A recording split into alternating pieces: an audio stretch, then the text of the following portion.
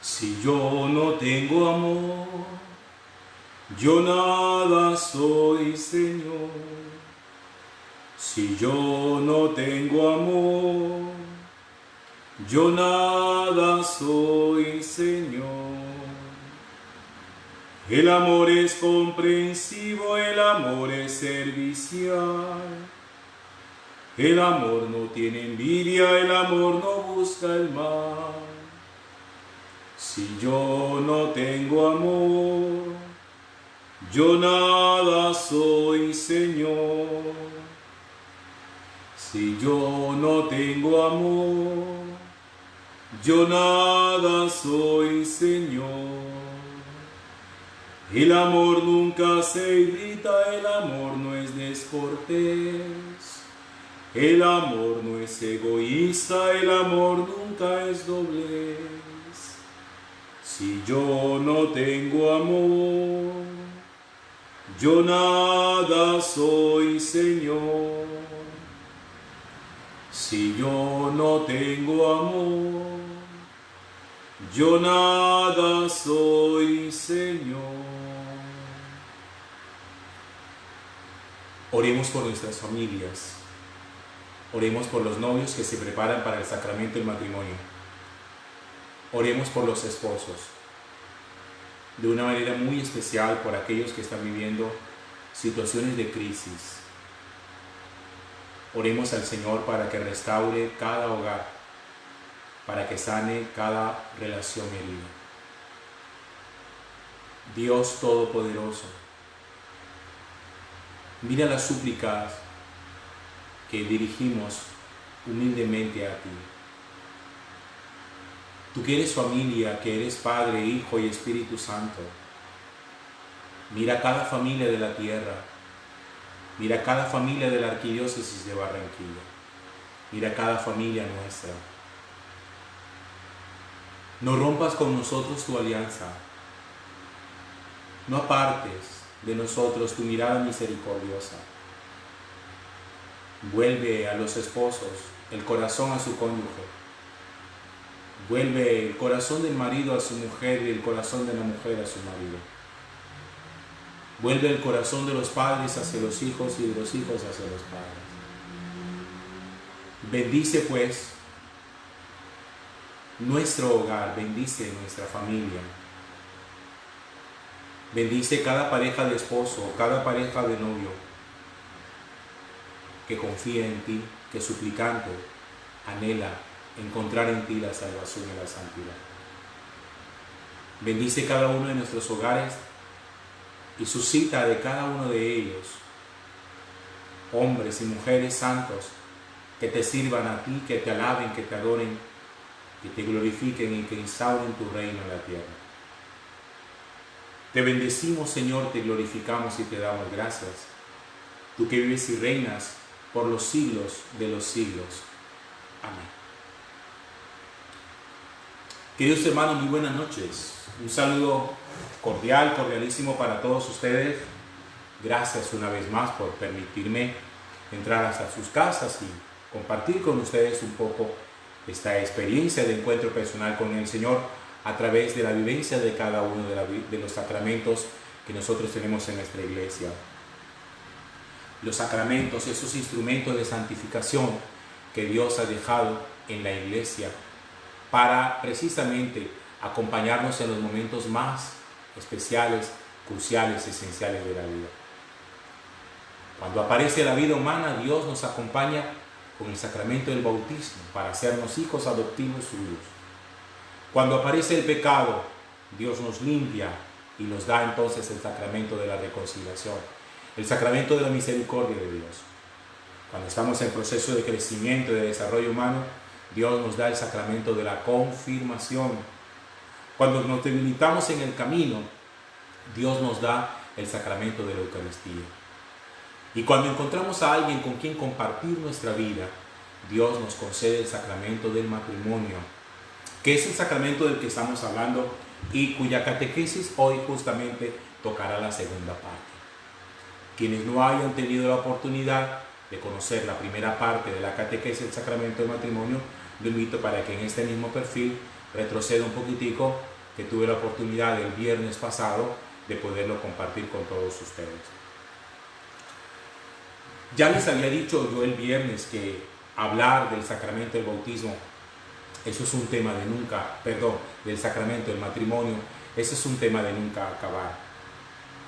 Porque, sin lugar a dudas, si hay algo en lo cual nosotros necesitamos todos los días crecer, aprender, instruirnos, formarnos, es justamente para la vida sacramental, para la vida matrimonial y sobre todo para mantenernos en gracia.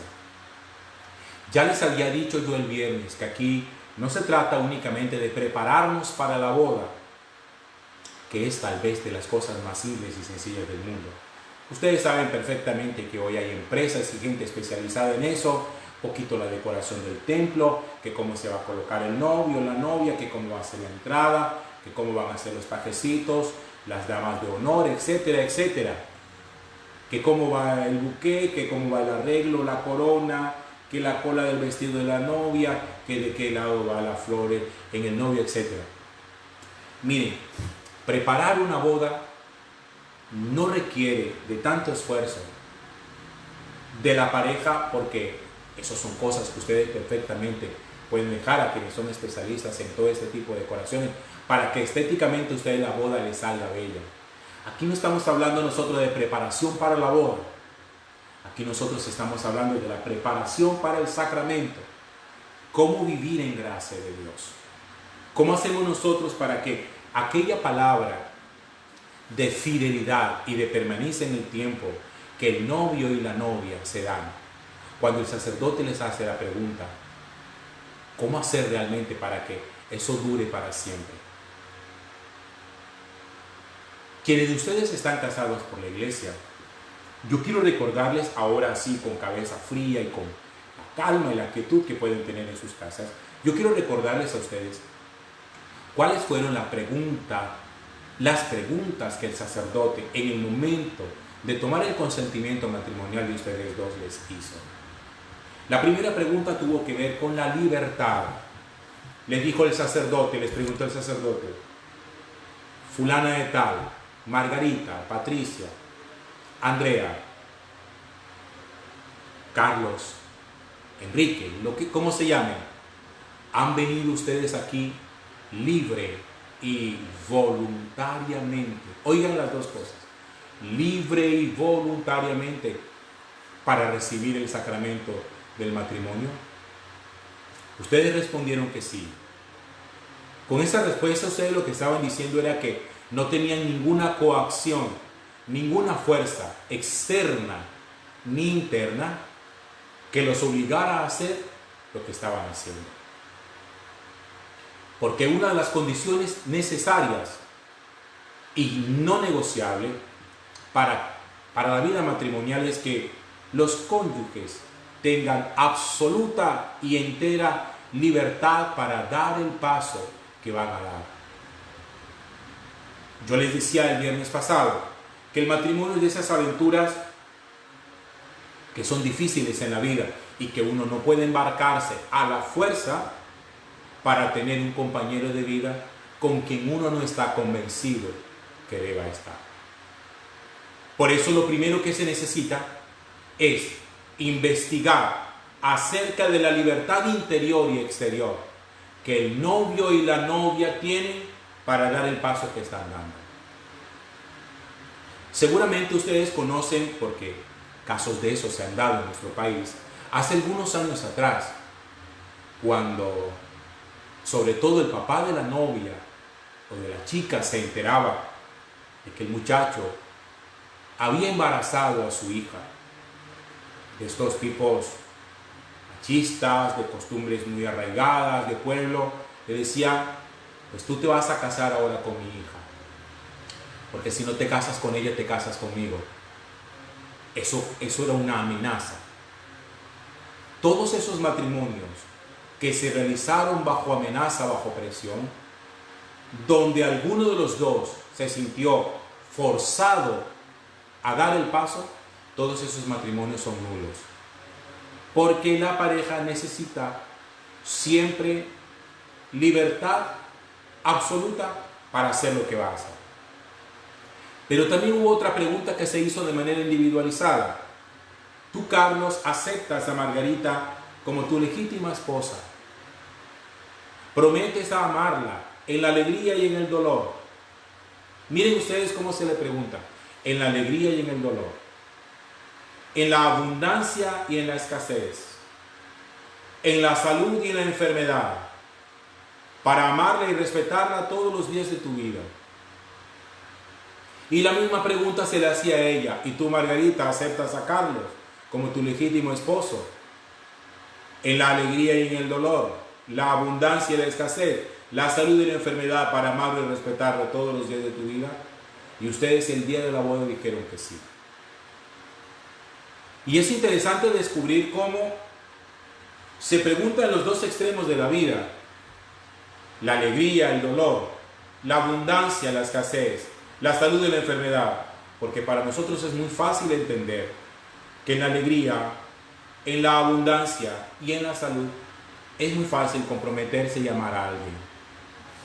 Pero en el dolor, la escasez y la enfermedad no lo es tanto. El amor verdadero exige que los novios tengan el compromiso real de mantenerse firmes en el amor en las circunstancias extremas de la vida. Y aquí viene algo muy importante. Cuando uno se va a casar con alguien, cuando se va a dar este paso de la convivencia y de la vida sacramental, de la vida en gracia, es necesario conocer cómo actúa la otra persona en las situaciones extremas que la vida presenta. ¿Cómo es cuando tiene dinero? ¿Cómo es cuando no lo tiene? ¿Cómo actúa en la salud? ¿Cómo actúa en la enfermedad? ¿Cómo actúa en la abundancia? ¿Cómo actúa en la escasez? ¿Cómo actúa en la alegría? ¿Cómo actúa en el dolor? Porque grandes sorpresas suele uno llevarse, los cónyuges suelen llevarse, cuando se dan cuenta que aquellos que amaron en la abundancia, en la escasez ya no tienen la misma capacidad. Como aquellos cuando había juventud, salud, lozanía de la existencia, les era fácil entregarse. Pero cuando aparece la enfermedad, sobre todo esas enfermedades que son crónicas, enfermedades que son largas, enfermedades que son penosas, no todo el mundo está dispuesto a amar a la otra persona en largas enfermedades. Sin embargo, el amor verdadero y la vida esponsal, que es vida de unidad y de una sola carne, lo exige. Ya les decía yo el viernes pasado que cuando una pareja de esposos une su vida en el sacramento, ya no son dos, ahora empiezan a ser uno solo, en un solo proyecto de vida, en una sola unidad, en una unidad tan estrecha e irrompible que si se llegara a producir la ruptura, quienes tienen la experiencia del divorcio, de la separación, saben muy bien que esas rupturas lastiman mucho y que no lo dejan a uno indemne. Siempre se sale lastimado, por muy acordada, por muy formal y por muy buenos términos que la ruptura y que el divorcio se dé. Hay un texto en la Sagrada Escritura que es clave para entender la vida esponsal. Ustedes lo han escuchado muchas veces. Es un texto que seguramente quienes se han casado por la iglesia tuvieron la oportunidad de poderlo escuchar. Aparece por primera vez en el libro del Génesis. Aparece en el Evangelio de San Mateo. Aparece en el Evangelio de San Lucas. Y aparece en la carta del apóstol San Pablo a los Efesios. Génesis, Evangelio de Mateo, Evangelio de San Marcos y carta del apóstol San Pablo a los Efesios. Es la misma frase, textualmente copiada, calcada, sin quitar una sola palabra, tilde o coma. La frase dice así, la voy a leer del Génesis. Y tal como aparece en el Génesis, aparece en Mateo, aparece en Marcos y aparece en la carta a los Efesios. Génesis capítulo 2, versículo 24. Por eso deja el hombre a su padre y a su madre, se une a su mujer y se hacen los dos una sola carne. Vuelvo a repetir. Por eso deja el hombre a su padre y a su madre, se une a su mujer y se hacen los dos una sola carne. Ahí en esa frase está contenido toda la riqueza. En la medida en que usted comprenda esa sola frase, entiende lo que es la vida matrimonial. Esa frase aparece por primera vez dicha por boca del Señor Dios, Padre, después de la creación del hombre y de la mujer. En Mateo y en Marcos aparece en boca de Jesús cuando le preguntan acerca de la indisolubilidad matrimonial o de la posibilidad que tiene el varón de poder despedir a su mujer en cualquier circunstancia. Y en la carta del apóstol San Pablo a los Efesios aparece este apóstol reafirmando una vez más ya lo que Dios Padre y su Hijo Jesucristo habían dicho en torno a la vida de los esposos. Si usted entiende eso, entiende el paso que dio y entiende el paso que va a dar. Esta frase contiene 3 verbos. Ustedes saben que el verbo indica la acción. Por eso deja, primer verbo, el verbo dejar. Se une a su mujer, segundo verbo, el verbo unir. Y se hacen uno. Tercer verbo, el verbo hacer. Dejar, unir y hacer. Las 3 cosas esenciales para la vida del matrimonio. ¿Qué es el verbo dejar? El verbo dejar es el principio necesario para la construcción de una nueva familia. Una nueva familia. No simplemente una familia que se extiende, sino una nueva familia nuclear que se forma a partir de un tronco y de unas ramas de la cual ellos provienen. Permítame utilizar este ejemplo. El verbo dejar es semejante a la experiencia. Imagínese que usted es una persona de campo. Tiene gallinas, tiene criadero. Sus gallinas ponen huevos con frecuencia y resulta que también tiene patos y tiene patas. Un día la pata pone unos huevos y decide abandonarlos. Como usted no quiere perder los huevos de la pata y la gallina está empollando, usted decide ponerle a la gallina los huevos de la pata. La gallina los empolla. Con el pasar de los días los huevos se eclosionan, revientan. ¿Y qué es lo que sucede? Que los paticos, al reventar los huevos, van a hacer lo que es propio de su naturaleza. Van a correr buscando agua, buscando un lago. La gallina, como una buena madre, corre detrás de su polluelo, tratando de alcanzarlo. Pero cuando el pato encuentra agua y se mete, la gallina le toca quedarse en la orilla. Dejar es la experiencia de permitir, oigan bien, que los hijos aprendan a volar por sus propias alas y que tengan su propio espacio para ellos construir el nuevo hogar que van a conformar. Hay un adagio popular que infortunadamente nosotros lo aprendimos de una manera muy breve e inapropiada. Nosotros lo aprendimos, a nosotros nos dijeron que el dicho decía, que el adagio decía, el que se casa quiere casa. El adagio no dice así. El adagio dice de la siguiente manera: copien y apréndanselo. El que se casa debe tener casa y canasto para llevar a la plaza. Se lo repito. El que se casa debe tener casa y canasto para llevar a la plaza. ¿Cuál es el ideal? ¿Cómo debería empezar una pareja de recién casados? Deben tener su propio espacio físico donde aprender lo que significa la convivencia, apartado de sus padres. La mentalidad nuestra, latina, colombiana, y mucho de la mentalidad de esta parte del Caribe colombiano,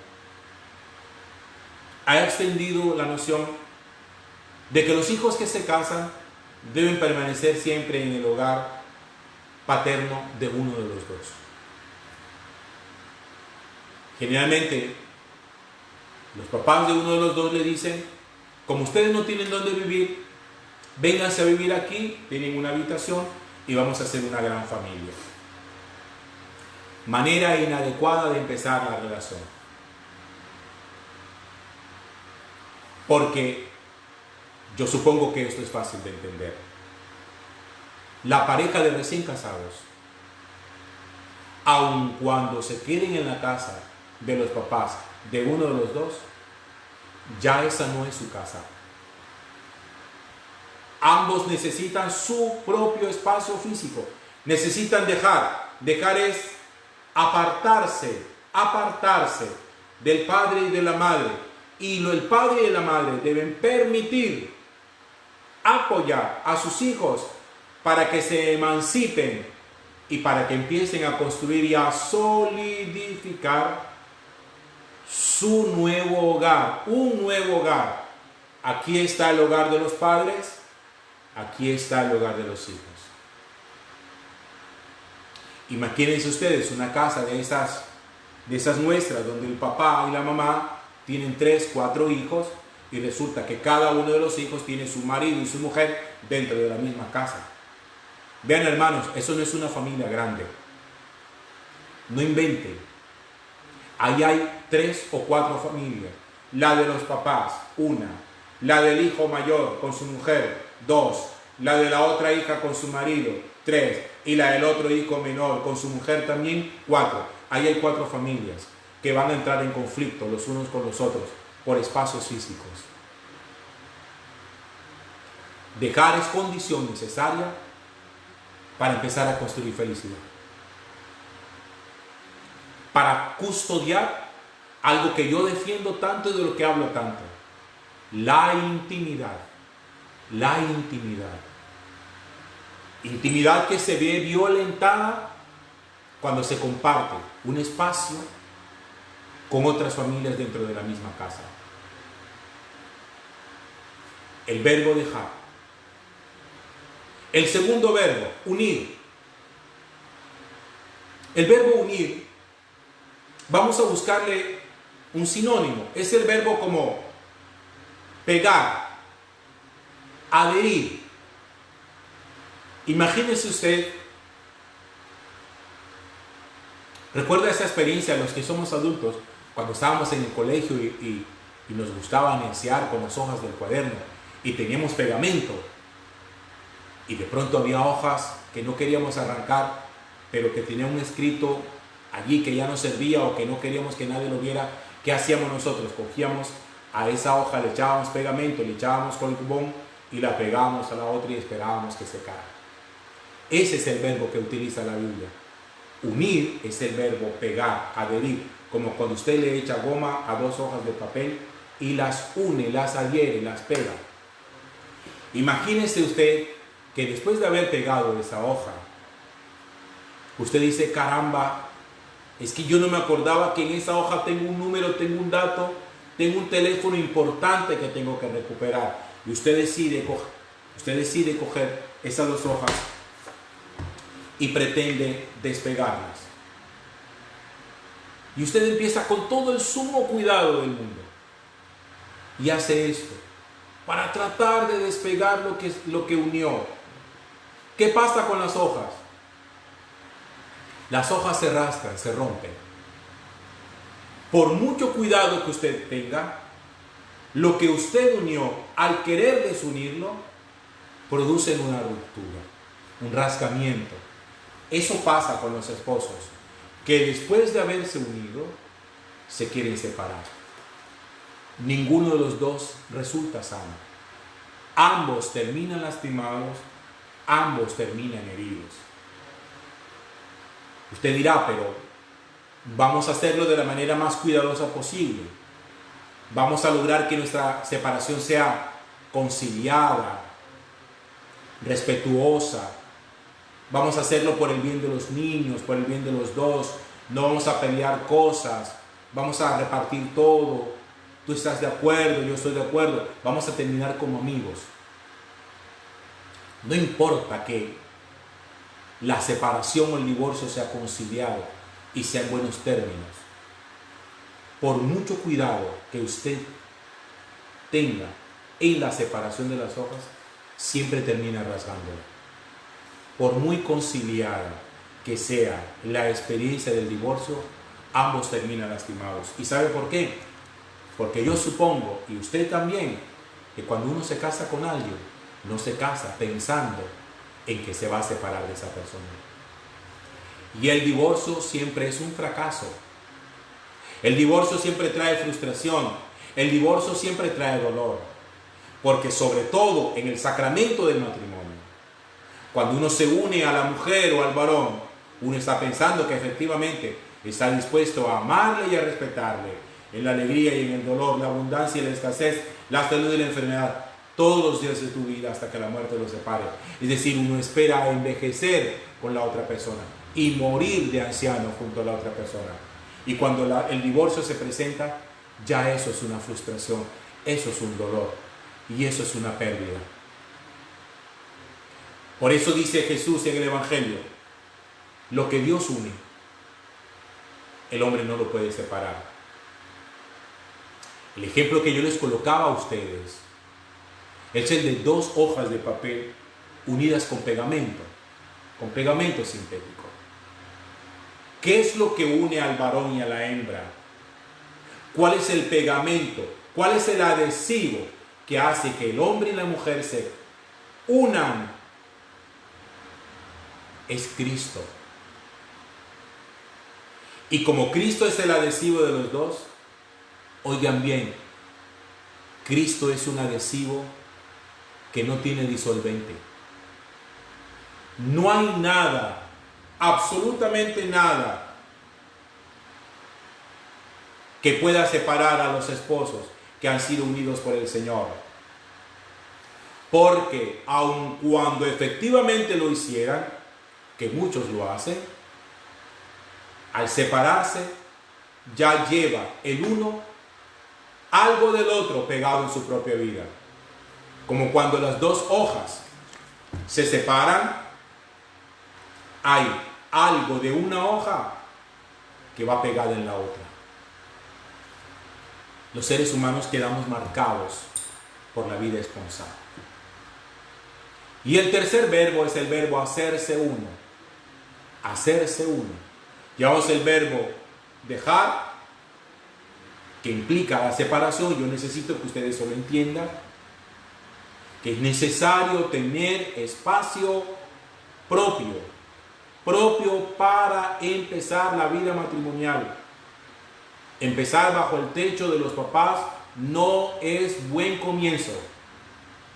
Segundo, unirse. Lo que ustedes están haciendo en el sacramento del matrimonio es invocar la presencia de Jesús como el adhesivo que nada lo puede disolver, para que la unión de ambos sea perpetua. Y el verbo hacerse uno. Cristo, con su gracia, logra después que en la consumación esponsal, mediante el vínculo sexual entre el varón y la hembra, haya una unidad que les permite empezar a desarrollar juntos un proyecto que los encamina y que los jalona hacia el futuro. Pero ese hacerse uno no es exclusivamente sexual como algunas personas lo piensan. Ese hacerse uno también es espiritual. Ese hacerse uno es emocional. Ese hacerse uno es afectivo. Ese hacerse uno es psicológico. Ese hacerse uno es económico. Ese hacerse uno es físico. Ese hacerse uno es vital. Hacerse uno no es simplemente juntarse sexualmente en la cama. Porque la experiencia sexual son experiencias ocasionales y de momentos cortos. Y el resto, el grueso de la vida, suele vivirse fuera de la cama. Por eso, que una pareja tengan habilidades sexuales y se entiendan perfectamente en la cama, no significa por eso que están listos para casarse. Porque se necesita muchísima más, oigan bien, muchísima más afinidad que la simple afinidad sexual, como algunos a veces lo quieren creer. No basta que ustedes en la cama sean una maravilla, que se comprendan, que se complementen, que se copien en sus deseos. No, se necesita que fuera de la cama también sean capaces de amarse, para que cuando por alguna circunstancia fisiológica no puedan tener relaciones sexuales durante un tiempo, ustedes sean capaces de mantener viva la relación. Dejar, unirse, hacerse uno. Dicho entonces todo lo que les he dicho, nosotros podríamos preguntarnos lo siguiente: la infidelidad, el adulterio, ¿en qué consiste? Recuerden ustedes cuando yo les hablaba acerca de los mandamientos. El mandamiento ese que dice, no cometerás adulterio, yo les recordaba que en el Evangelio de San Mateo, cuando Jesús habla del adulterio, Jesús dice que el adulterio no es exclusivamente una acción, que el adulterio también es una intención. Que no es necesario consumar el acto sexual con alguien que no es nuestra pareja para que se produzca el adulterio. Y el adulterio, antes de llevarse a la cama, se concibe en la cabeza y se concibe en el corazón. Si el adhesivo que los une a los dos es Cristo, y si el hacerse uno no es únicamente sexual, sino también emocional, psicológico, espiritual, afectivo, económico, cuando se rompe alguno de esos aspectos y se hace vinculante con otra persona, se está cometiendo un acto adúltero.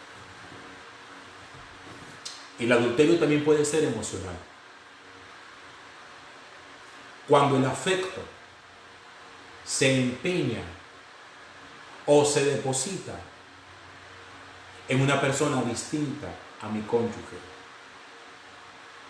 Y el adulterio también se concibe de manera intencional, cuando aún sin llevar a la otra persona a la cama, se desea en el corazón. El adulterio también puede darse de manera económica, cuando se compromete el dinero de la familia, el dinero que es del hogar, en una inversión fuera de casa con alguien que posiblemente lo único que está haciendo es una explotación y buscando un beneficio económico para con la persona con la que está.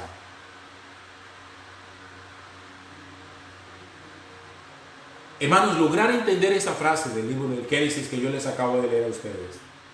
Por eso deja el hombre a su padre y a su madre, se une a su mujer y los dos se hacen una sola carne. hacer el ejercicio de interiorizar perfectamente el contenido teológico de esa sola frase que aparece 4 veces en la Sagrada Escritura, estoy seguro que les permitirá a ustedes poder entender lo que son como esposos y lo que van a llegar a ser en el caso de los novios que están pensando en casarse. Hay mucho camino por recorrer, habría muchísimas cosas por decir. Yo tendría que utilizar muchísimas catequesis para que pudiéramos encontrar y entender muchas cosas. La santidad de la vida sexual de los esposos, la espiritualidad conyugal, la tenencia de los hijos, la economía solidaria, todo ese tipo de cosas tendríamos que conversarlo. Estas 2 catequesis, la del viernes y la de hoy, son simplemente una especie de introducción para que ustedes se acerquen a los documentos que la Iglesia tiene, que son muchísimos, para que usted pueda entender esto de lo que yo le estoy hablando. Yo termino diciéndoles lo siguiente: si nosotros los sacerdotes nos formamos 8, 9, 10 años para ejercer el ministerio que es para toda la vida, no crea usted, hermano, que con un pequeño curso de preparación al matrimonio usted está listo para algo que también es para toda la vida. Fíjense, si muchas veces fracasamos en el ejercicio del ministerio después de tantos años de formación, usted también puede llegar a fracasar si no le pone seriedad a la formación para su vida esponsal. Que Dios le bendiga y muchísimas gracias por permitirme llegar hasta sus casas. El Señor esté con ustedes.